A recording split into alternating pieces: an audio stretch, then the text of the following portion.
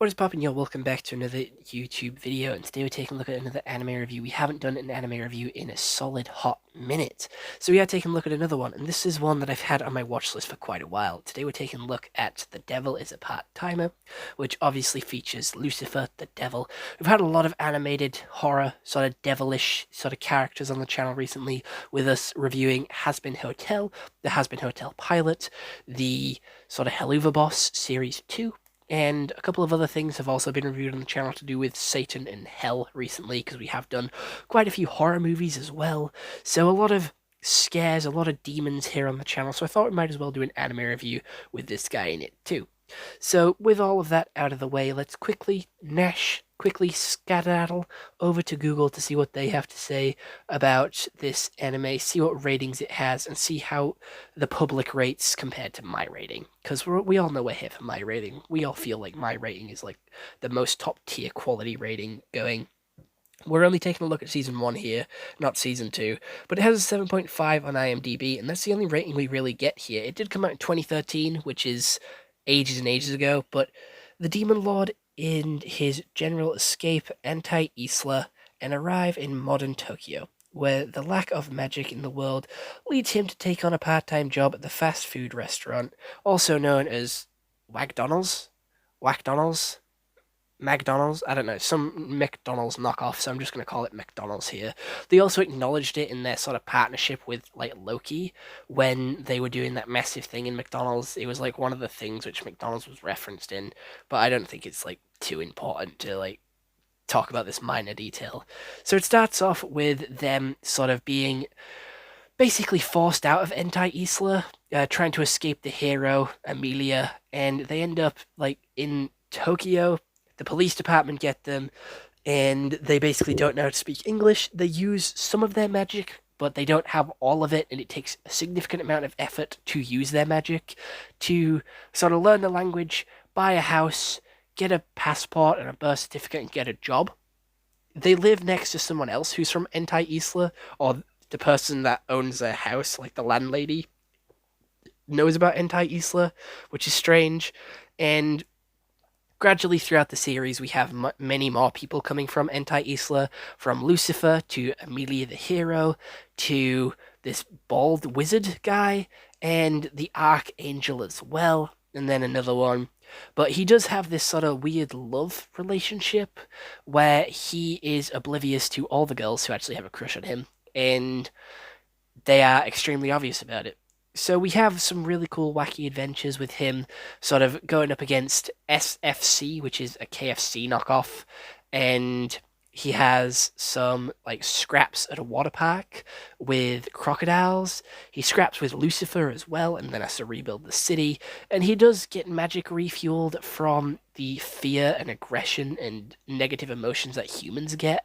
So he can cause a lot of chaos if he really wanted to get his magic back, but he decides to go against that, and he feels like the best way to take over this planet, to take over this world, is to become a high up at this McDonald's, this McDonald's restaurant. And I'm going to be honest, I don't think that's how this works, but Amelia wastes all her time keeping an eye on him, because he is the devil and she's the hero. However, she doesn't seem like much of a hero. She's constantly acting like a villain and acting creepy, and constantly sort of doing stuff a hero wouldn't do.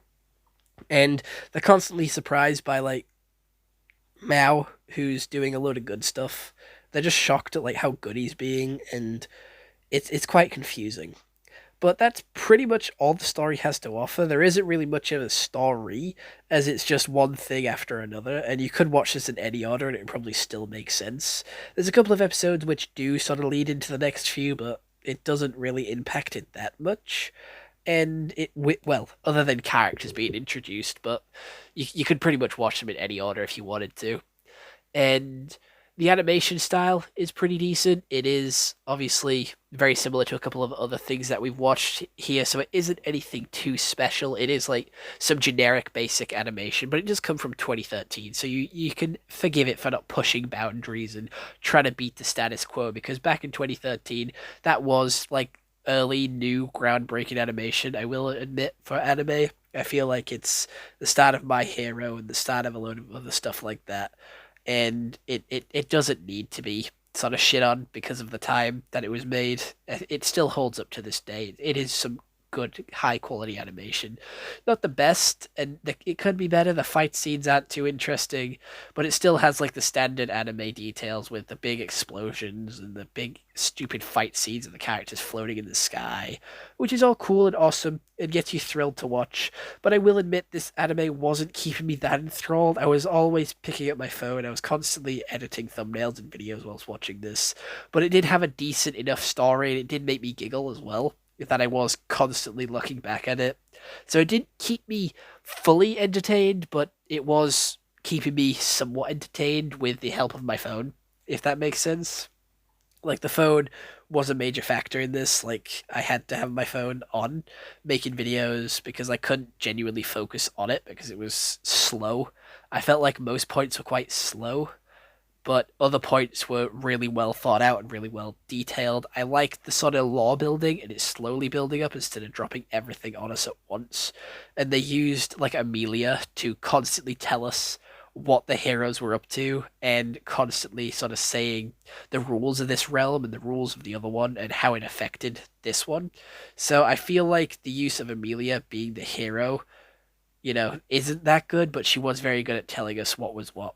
There wasn't much show don't tell, it was mainly just tell.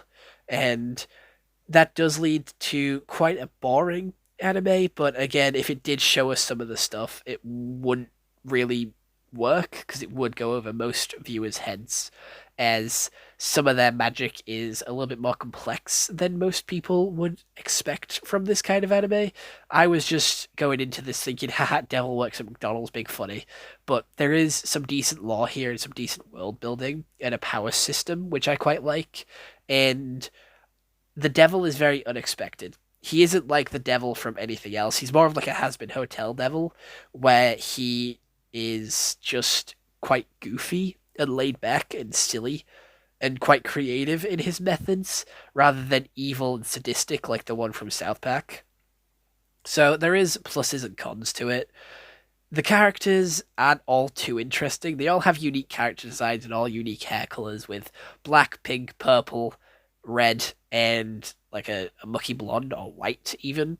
And they're all decent, I guess. They all have their roles to play, but they're all like one note, and they do state that as well. With the purple hair one constantly bringing up that he's like an urchin and like an inside dweller. He's like a little hermit, and they do keep sort of bringing up that he constantly spends their money without permission, and they pull that joke a couple of times. It was funny the first two times, but when they do it like another third, fourth time, it doesn't hit the same. And I feel like it ended on a solid conclusion as well, with the KFC manager being defeated and all the team sort of trusting him and working together with him, and instead of constantly hating on him like the redhead girl was doing all the way through the anime, they sort of accept him and become friends and start working together and start living in this Earth realm forever, I do believe.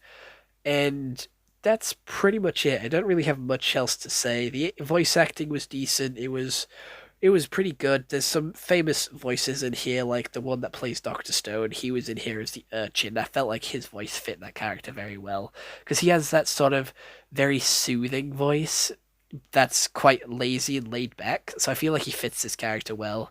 But other than that, there isn't that much else to say. It's just another anime that I've watched. It's nothing special, but I'm glad that I watched it, so I am going to give it a 5 out of 10. It wasn't amazing, it wasn't shit, it was just an average anime, which I do recommend you watch if you do have time.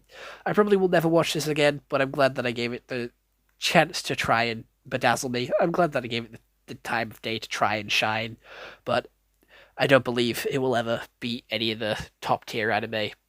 So, if you do want more anime reviews from me, film reviews even, or even series reviews, please do leave them down below in the comments. I will try and get to as many as I can, and just give me a couple of days after you've commented them, because it will take me a couple of days to watch it and get the video out. But I'll try and get as many of them done as I can. And if you want a little bit more Tyler Price in your life, you can go check out the link in the description, which will take you to everything else that I have to offer as a content creator, from my TikTok to my Instagram to my Twitch to my Cameo and everything else like that.